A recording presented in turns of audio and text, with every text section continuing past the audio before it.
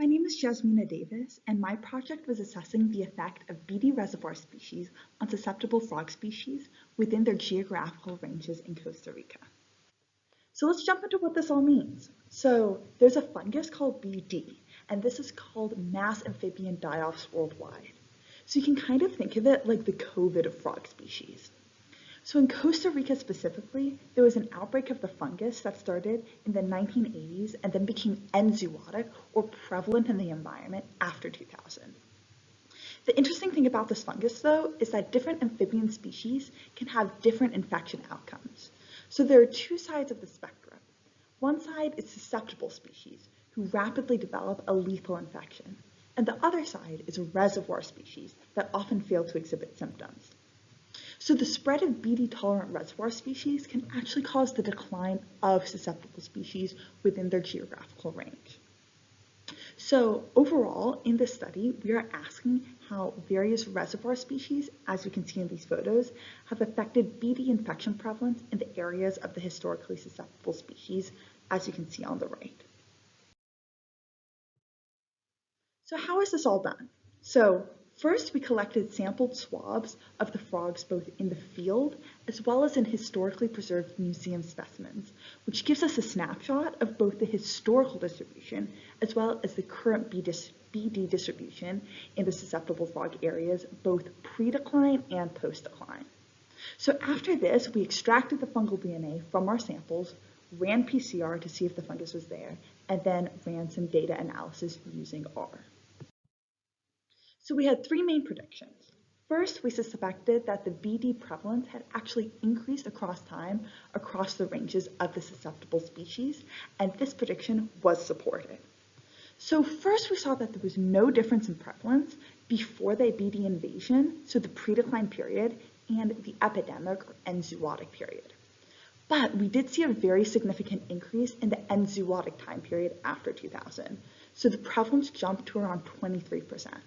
So this makes sense. So during an enzootic period, BD should be highly prevalent in the environment and have a low mortality because it's so widespread, and our results support this.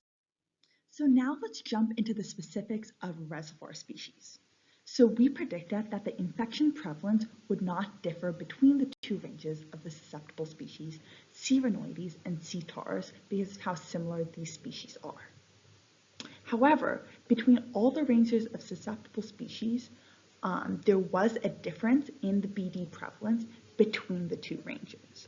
So our prediction was not supported. There was a difference in the ranges.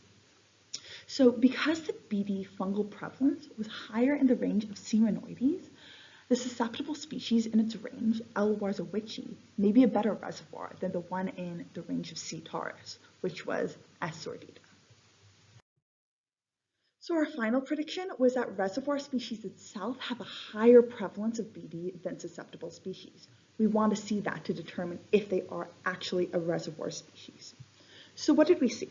We saw that the BD prevalence in the potential reservoir species L. warzowichi, as you can see in this chart, was significantly higher than in all the other species, meaning that it's a very competent reservoir with a strong ability to spread infection. However, the other reservoir species, S. sordida, did have a higher prevalence than its susceptible species, C. taurus, but it was not statistically different than C. rhinoides, the one of warzowichi. So this would indicate that it could still be a reservoir, but only sort of a half-competent reservoir, because it didn't have the same effects in the other susceptible species. So overall, we can see that both species acted in some way as reservoirs due to their relationally higher BD prevalence. So overall, this study gives us a good snapshot, but doesn't tell us everything about these species dynamics. So in the future, we're hoping to analyze the rate of the susceptible frog shedding the zoospores of the fungus compared to reservoirs to help keep determining if they're competent reservoir species.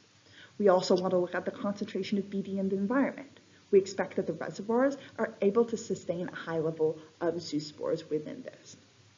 So overall, this study gives us a much better snapshot of the susceptible reservoir species system in Costa Rica, and these methods can be used in other studies in other frog species to help document the spread of this deadly pandemic. Thank you.